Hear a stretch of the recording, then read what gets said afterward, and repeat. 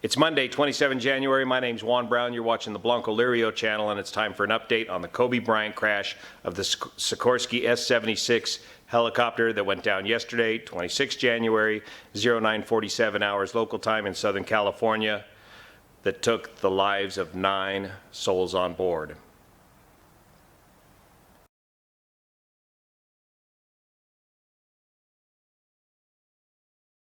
First, I want to update, I'm still getting comments about a video that's circulating around that is in fact not a video of the Kobe Bryant helicopter crash.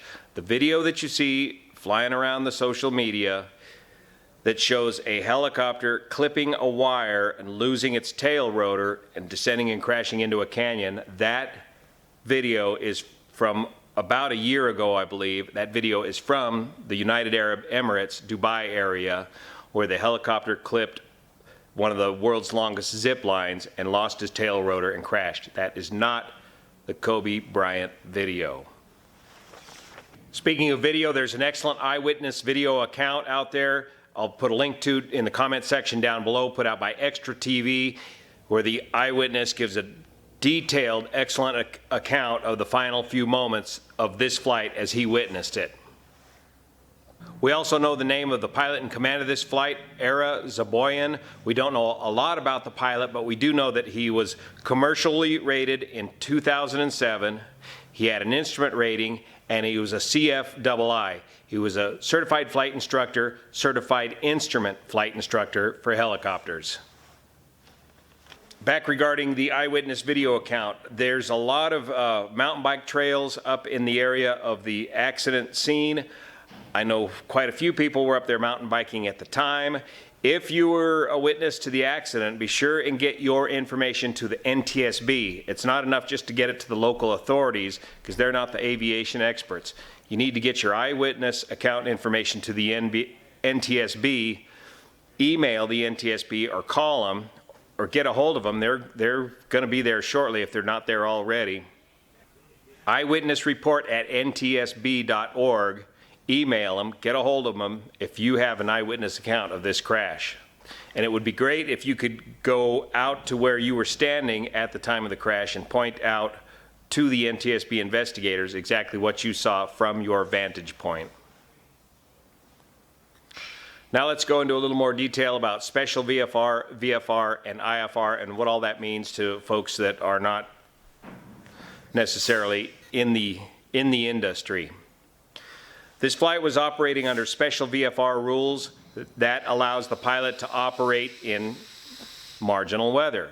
That allows the pilot to operate in conditions as low as 1 mile of visibility and clear of clouds, and in certain airspaces for helicopters, they can even operate in visibility less than 1 mile.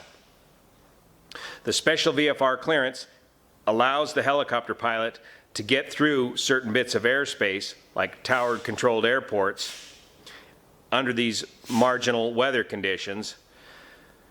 There's 2 types of flight regulations, VFR or IFR, visual flight rules or instrument flight rules.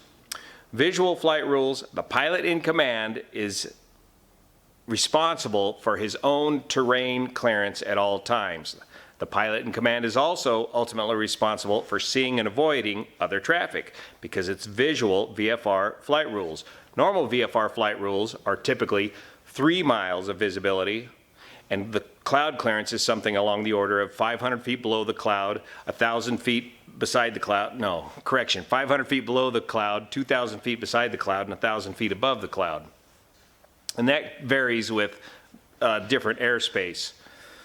Special VFR allows you to take that 3 mile visibility and bring it down to 1 mile visibility. But ultimately, anytime you're operating VFR, you are ultimately responsible for your own terrain clearance. Instrument flight rules, the roles completely reverse. Now the air traffic controller is ultimately responsible for your clearance from the terrain. You are going to file and fly an instrument flight plan that gets you up and safely away from the terrain, through the weather, descend through the weather on an instrument approach to your destination. In hindsight, of course, that probably would have been the better way to go for this particular flight. Why would a pilot rather choose a VFR or special VFR flight over an instrument flight in marginal conditions? Well, for one thing, it could be a time constraint issue. Often pilots prefer to go VFR in congested airspace versus IFR because getting and obtaining an IFR clearance can take more time than just blasting off VFR. Now, towards the end of the data, it shows this flight beginning a left turn on Highway 101 in rising terrain. As they're flying up that Highway 101, the terrain slowly rises. The ceiling is remaining the same, but the terrain is rising, and so the conditions are closing in on the pilot. He has less room to remain visual with the ground. You always got to leave yourself a way out whenever you're flying VFR in marginal weather conditions. And then the pilot makes the fateful decision to turn left in what I believe to be a 180-degree turn to get away from the weather, or to turn all the way back around and escape. But that left-hand turn put him into rising terrain. Now, towards the end of the data, there's a spike in the altitude and then a drop in the altitude. We don't know if that's an anomaly in the data yet at this time. It could indicate any number of things. Once you're special VFR, pilots are generally reluctant to what we call climb, conserve, and confess, declare an emergency, and get an emergency IFR pop-up. It's called an emergency IFR encounter, emergency IMC encounter. When you can no longer remain visual and you have to go on instruments, in an emergency, you're going to have to go on instruments without a proper clearance from ATC. What's the clearance? Why do you need the clearance? Well, to get that proper terrain separation and to remain separated from other aircraft. It's an emergency for you to pop up into the clouds, IMC, without a clearance, because you're potentially popping up into the path of other instrument flying aircraft. However, this can be done, and this might be what the case was going on here, and that last bit of data could indicate, well, first off, go back and watch the Eyewitness video report. The Eyewitness explains that the helicopter flew very slowly over his position and disappeared into the fog, into the rising terrain of the canyon.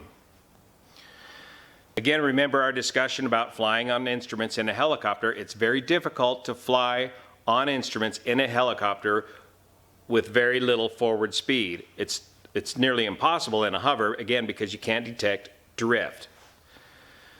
So at a slow airspeed, to do an emergency climb into IMC conditions is a challenging maneuver to perform. That last bit of data that shows a rise in altitude and a drop of altitude could very well indicate that the pilot climbed up into IMC conditions with a low forward speed and then got disoriented with the weather, lost control of the aircraft, came down and contacted the terrain. Now, the last bit of data also shows a sharp increase in airspeed. Again, we just don't know how accurate that ADS-B data is at this time. We'll have the NTSB on scene reporting on this soon. They'll just be giving you the facts as they know them so far.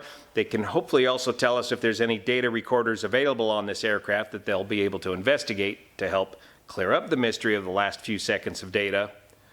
And then, of course, the press will be there just peppering the NTSB with questions that they can't answer at this time. The NTSB is going to take 6 months for an interim report and 12 months minimum for a final report on this accident. The NTSB needs to rule out everything before they rule in or narrow down the likely causes of this accident, and that takes a tremendous amount of very careful investigation and time.